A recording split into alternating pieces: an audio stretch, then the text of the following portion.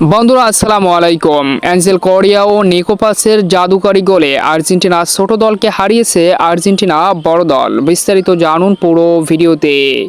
বিশ্বকাপ বাছাই পর্বে ব্রাজিলের বিপক্ষে হাই ভোল্টেজ ম্যাচকে সামনে রেখে নিজেদের ঘরের মাঠে প্রস্তুতি সারতে দুর্দান্ত এক প্রস্তুতি ম্যাচের আয়োজন করেছিল আর্জেন্টিনা ফুটবল ফেডারেশন, যেখানে আর্জেন্টিনা অনূর্ধ্ব 20 দলের বিপক্ষে মুখোমুখি হয়েছিল আর্জেন্টিনা জাতীয় দলের খেলোয়াড়রা, যারা বিশেষ করে উরুগুয়ের বিপক্ষে মাঠে নামতে পারেনি সেই খেলোয়াড়দেরকে ঝালাই করে নেওয়ার জন্য লিওনেল স্কলোনি এই প্রস্তুতি ম্যাচের আয়োজন করেছেন।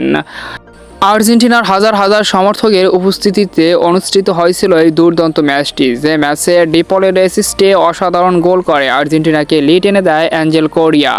এরপর নিকো পাস আরও এক জাদুকরী গোল করে পরিশেষে 2-0 গোলের ব্যবধানে দুর্দান্ত এক জয় নিশ্চিত করে আর্জেন্টিনা।